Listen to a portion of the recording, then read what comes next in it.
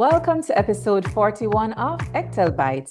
The show is a production of the Eastern Caribbean Telecommunications Authority, and I'm your host, Coretta Crooks-Charles, ECTEL's Communications and Media Relations Manager. Thank you so much for joining us. Today, we're sharing the key findings for Saint Lucia from ECTEL's 2024 Digital Inclusion Survey, or the DIS, conducted with the OECS Commission under the World Bank-funded Caribbean Digital Transformation Project, or the CARDIT. Digital inclusion matters because connectivity, devices, affordability, and skills now determine who can benefit from online education, work, health services, government services, and of course, economic opportunities. The survey gathered household and individual data across ECTEL's 5 contracting states. That's the Commonwealth of Dominica, Grenada, St. Kitts and Nevis, St. Lucia, and St. Vincent and the Grenadines, covering access, affordability, usage, quality of service and experience, and digital skills. So in this episode, we spotlight St. Lucia, what the data tells us about household connectivity and broadband, how individuals use the internet, and where affordability and skill gaps still need attention. Joining us is Mrs. Ferdil Felix Polius from ECTEL's Economics and Finance team, who will help unpack what the findings mean for policy, providers, and communities. Welcome to ECTEL Bytes again. Thank you, Coretta. Okay, so before we dive into it, Ferdil, tell us briefly about yourself and your role at ECTEL. Thanks again for having me, Coretta. My name is Ferdil Felix Polius, and I am the Regulatory Analyst at ECTEL. In that role, I am mainly responsible for analyzing pricing and tariffs of electronic communication services. This work informs regulatory advice and recommendations, particularly in relation to the affordability of these services.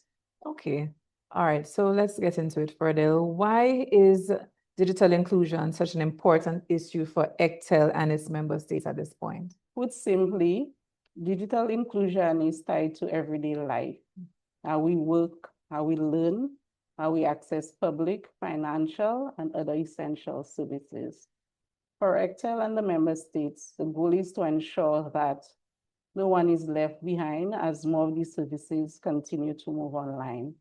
So in practical terms, digital inclusion is important to us as it helps to ensure that everyone can access digital services, that persons can run businesses, find work, and generally improve productivity for online platforms, that barriers to connectivity, affordability, and service performance can be identified and addressed, that citizens can build the skills, the confidence to use digital tools well and to do it securely. Mm-hmm. And that generally to provide the evidence that we require to target interventions to narrow the digital divide. Okay, all right. Can you give us a quick overview of the DIS, how it was designed, and the main areas it set out to measure? Certainly.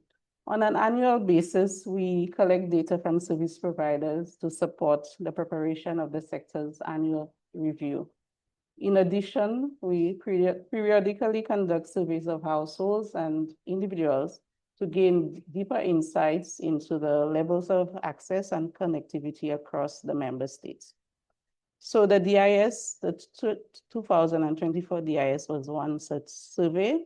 The goal was to get a comprehensive understanding of the state of ICT access and connectivity in the member states.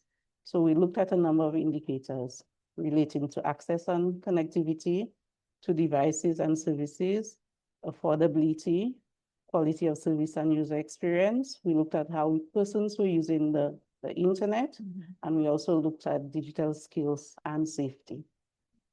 So in terms of the design, the survey was designed by what we called using a stratified random probability sample, mm-hmm. and the idea was to produce ICT estimates at both the national and the subnational level, meaning both urban and rural levels.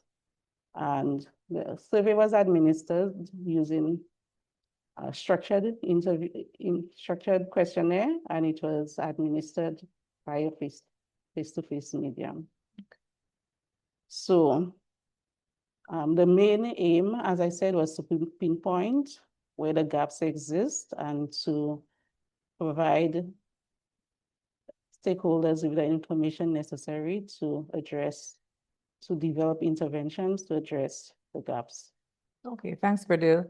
So focusing on Saint Lucia, who participated in the survey, and can you share a bit about the sample size and the key demographic characteristics?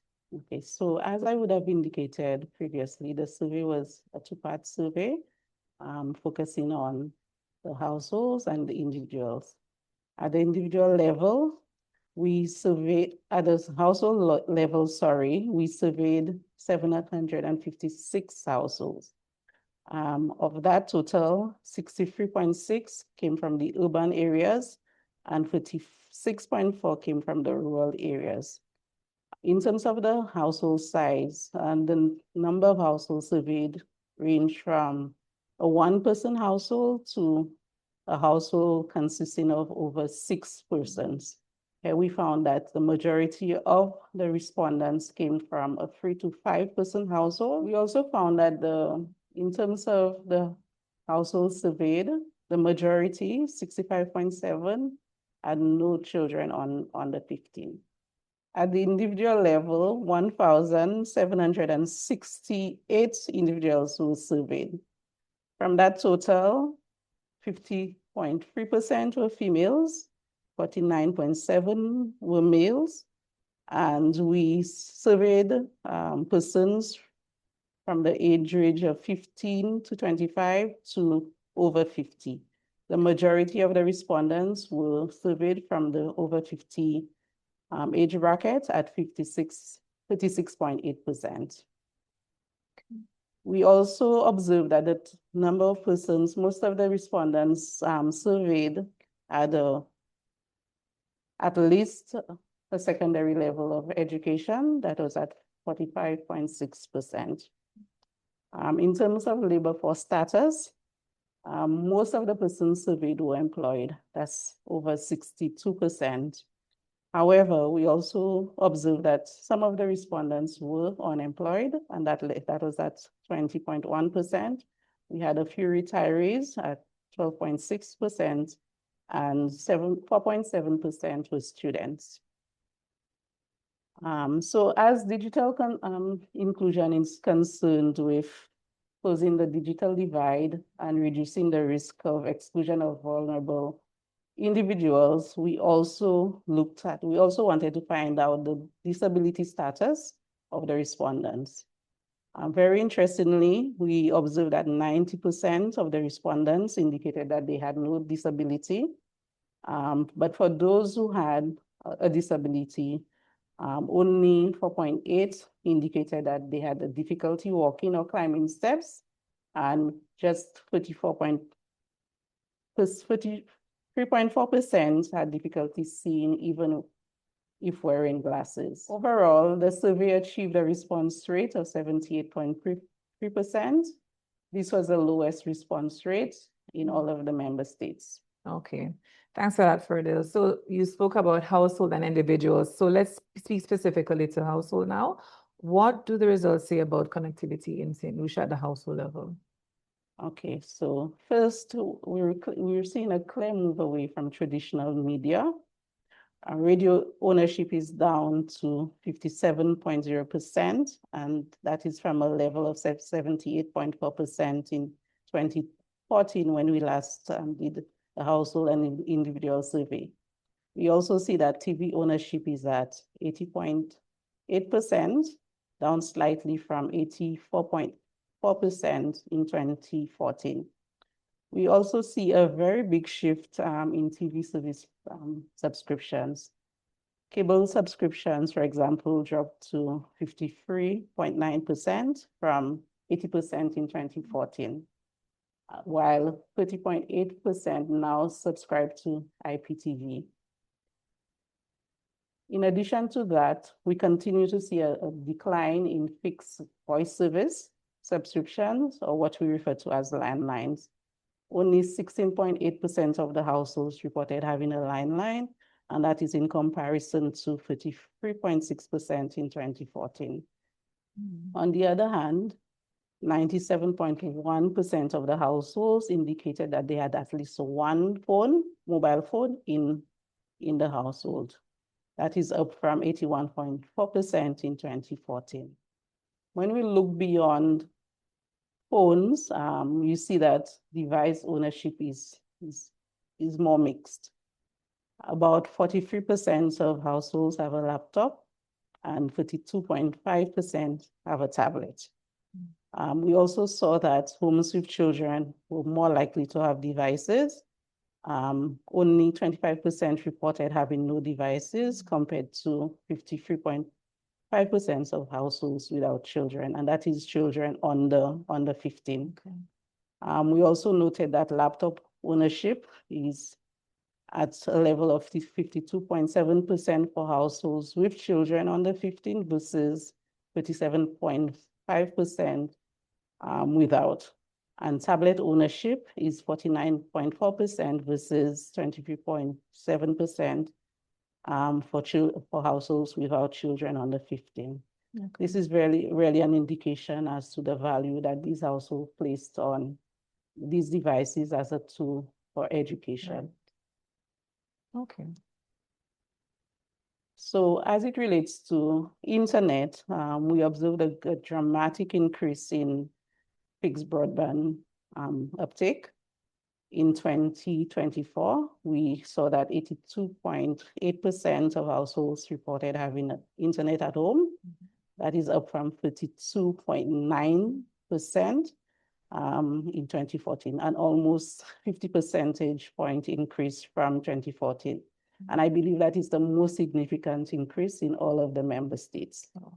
Okay. And we also see here that households with children were more likely to have a fixed broadband subscriptions, and that is at a level of 88.4% compared to households without children under 15. These households only 79.9% of these households reported having a fixed broadband connection. So although we saw the growth in fixed broadband connection, what we also observed was the shift in technology used for broadband. So we saw a move away from ADSL, as about 80.2% of households said they now use cable modem. And this shift is consistent with all the other member states. Okay. So we saw in all the member states that persons are moving from ADSL to cable modem. I think in the case of Dominica, we actually saw a dramatic increase in persons who are subscribing to fiber to the home. So we also wanted to find out, so we said that 82.8% of households had a fixed broadband connection. So we were curious to find out what were some of the reasons that the other approximately 19% were not connected. And some of the main reasons provided were pretty straightforward. Cost was a factor, as indicated by 40% of households. Some households, approximately 30%, felt that they had no need, and others, 30% indicated that they were able to access the service elsewhere. So we went a step further and we asked what would persuade, for those who did not have a broadband service, what would persuade them to sign up? And the answer was lower prices, of course.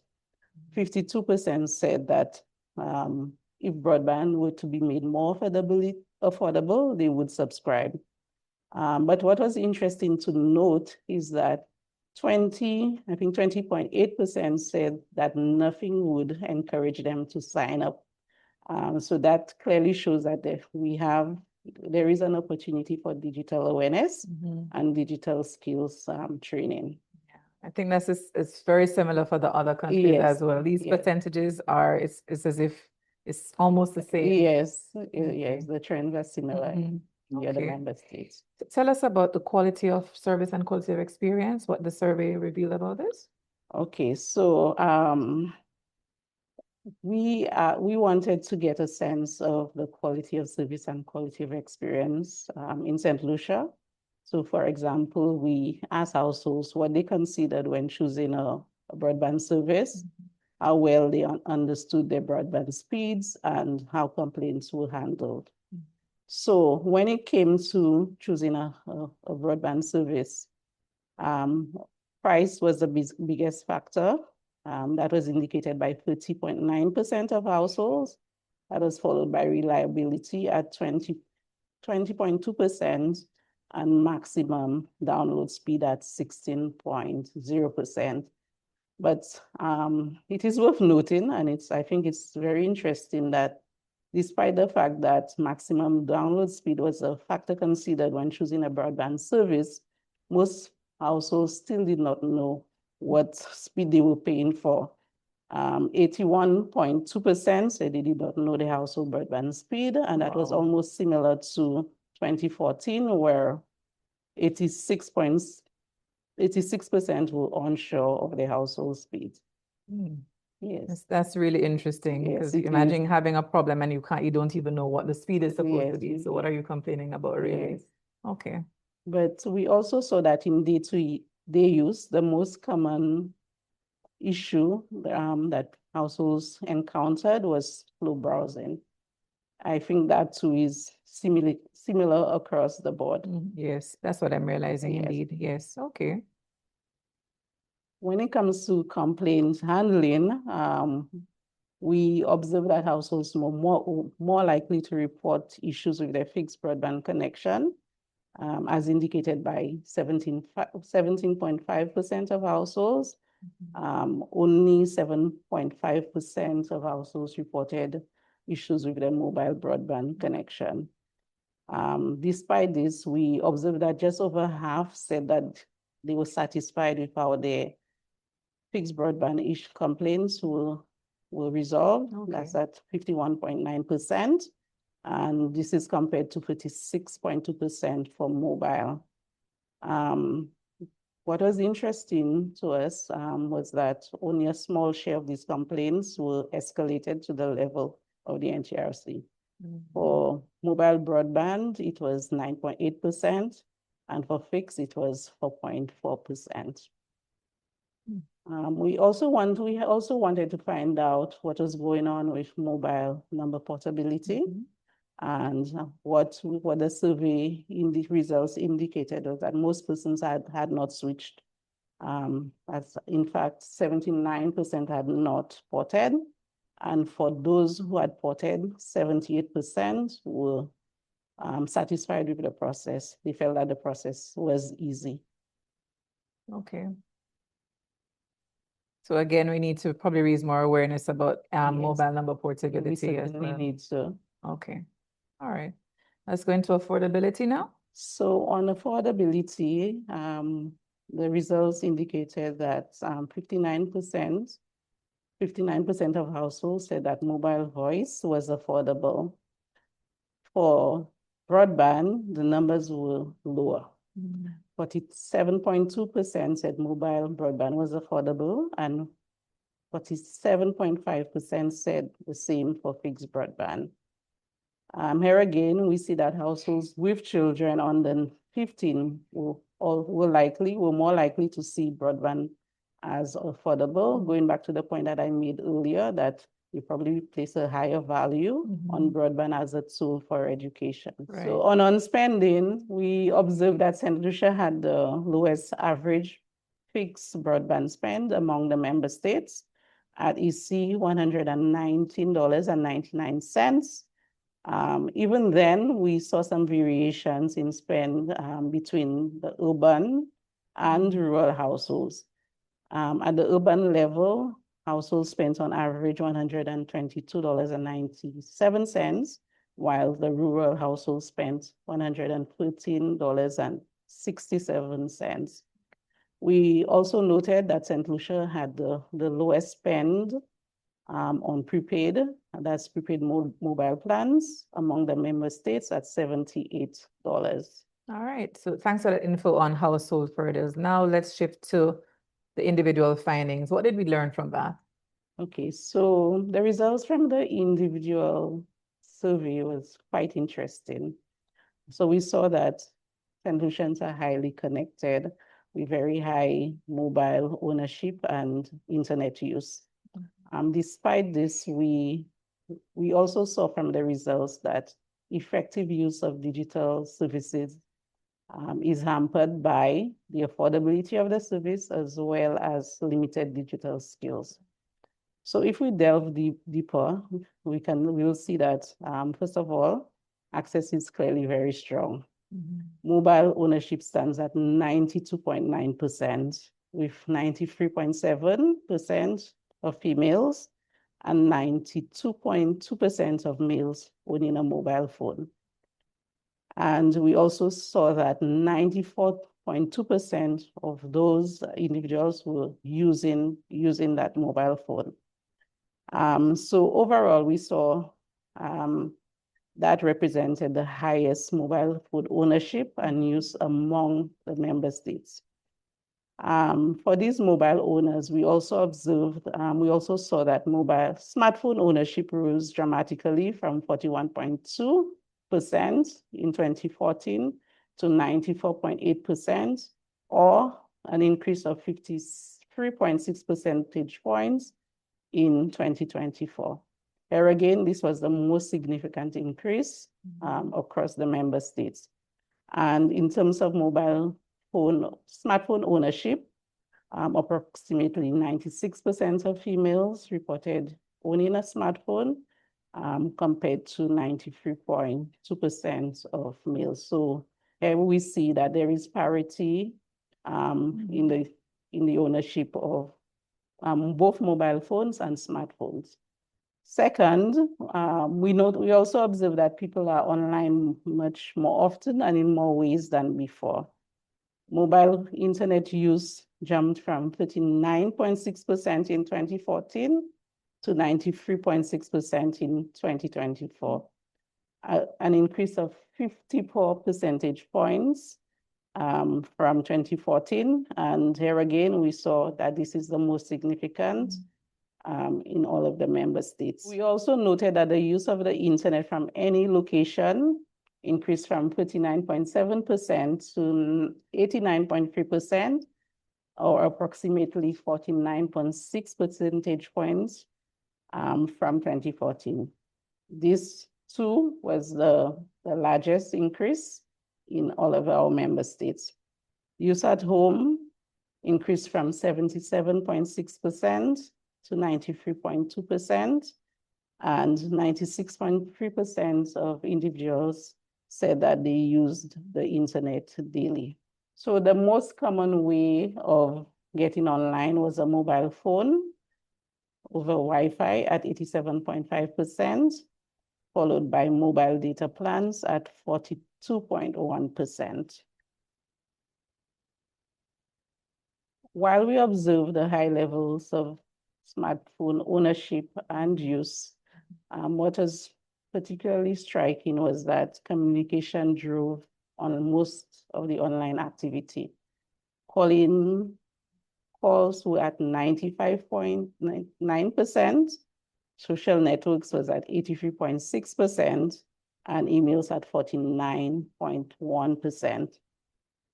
We also saw that social networking was the most common ICT device activity at 93%, while only 25% used the internet for online purchasing, and 20.9% used it for online banking. So over-the-top services were also widely used, especially WhatsApp, as indicated by 99% of respondents. We also saw respondents, approximately 76% using WhatsApp and 72.5% using Facebook. An important point to note is that despite this digital engagement is still uneven. Only 48.4% reported at least one basic skill beyond social media, while 8.9% reported intermediate skills and only 1.6% reported having advanced skills. We also saw that online learning was pretty low at 11.7%. The use of the internet for e-commerce was moderate, with 37.2% indicating that they use the internet for purchasing goods and services. And that was most often clothing and footwear at 32.9%. We saw from the results that debit cards and bank transfers were the dominant payment methods at 76.4%, compared with 24.5% for credit cards and just 0.7% for mobile money. Okay. And I believe in St. Kitts and Nevis, it was sort of the other way around. Yes, E-commerce was like rated really high over there. Yes. So compared, yeah. So St. Kitts and Nevis appear to have made significant strides in the area of e-commerce. So what we saw is that they were using the internet more for e-commerce than for communication. Yes. Yes. Okay. So at the same time, we see like we discussed at the household level, affordability is still a concern. So while we noted that prepaid plans remained common, although there was a decline from 84.6% in 2014 to 77.4% in 2024.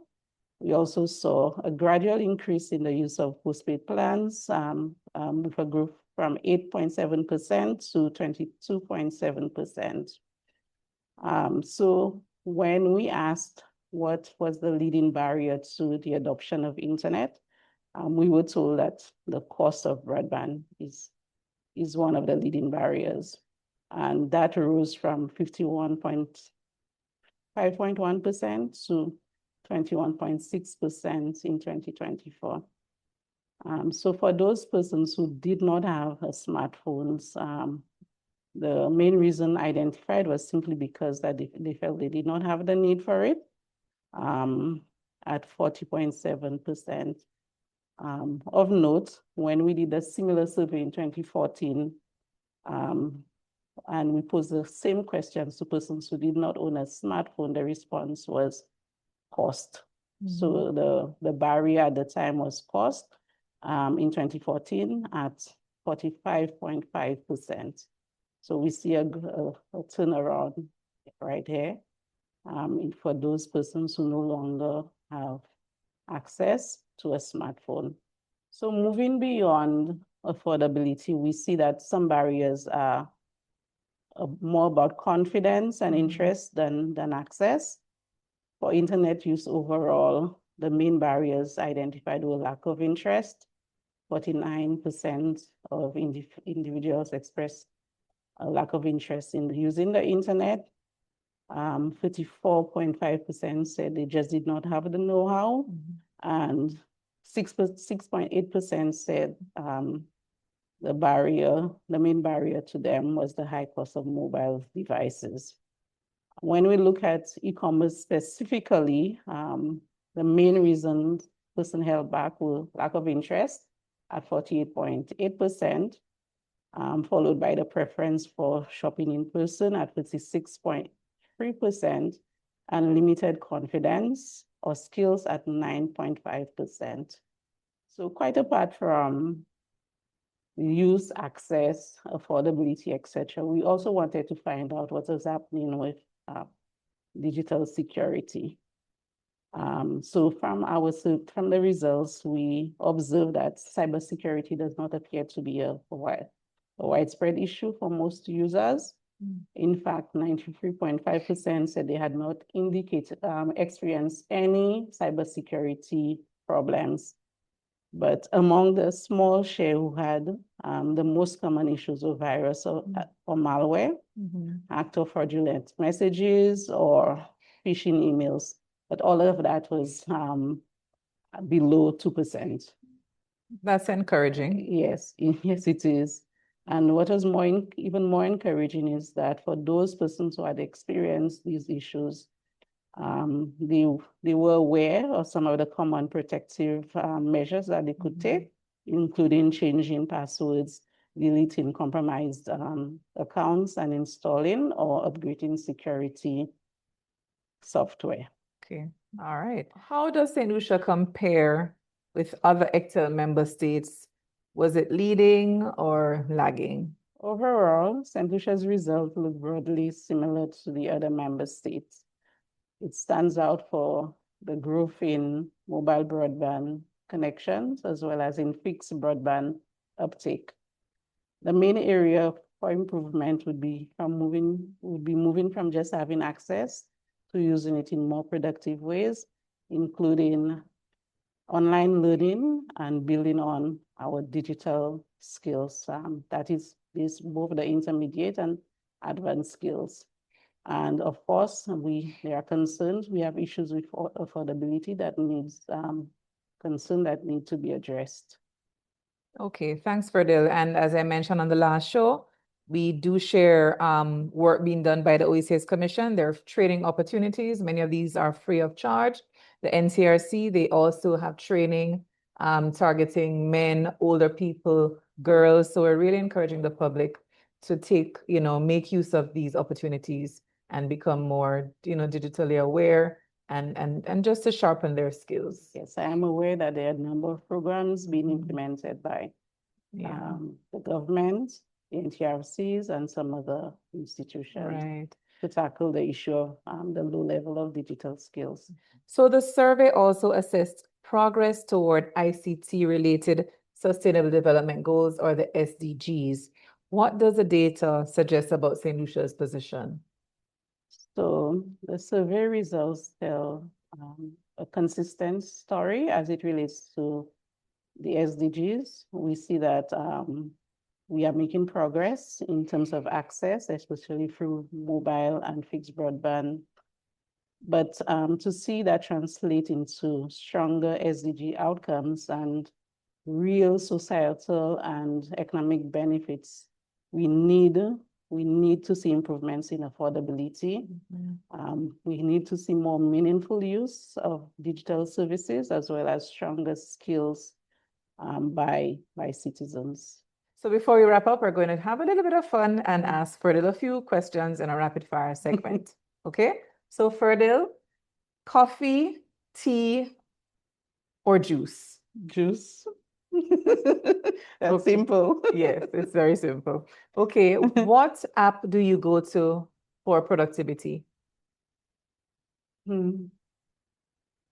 I can't say that there's any specific one at the moment. I'm just getting to know a little bit about Copilot. For a while, I couldn't get onto ChatGPT, but I think one of my colleagues have finally taught me some of the tricks. So I've just started using ChatGPT, but for now, there is no specific AI tool that I use, but I see that there is potential in both Copilot that we use at work as well as in ChatGPT. Okay, all right. Android or Apple? Apple, definitely. I knew you'd have said that. Okay. And what do you do to keep you grounded? What do I do to keep me grounded? I spend a lot of time meditating. I spend time being alone, reflecting on life, on situations and everything. So that's how I keep myself grounded. I like to spend time alone with myself. Okay, thank you for being our guest on episode 41 of ECTEL Bytes. It's good being here. Okay, so remember, the entire DIS report can be accessed on our website, which is www.ectel.int.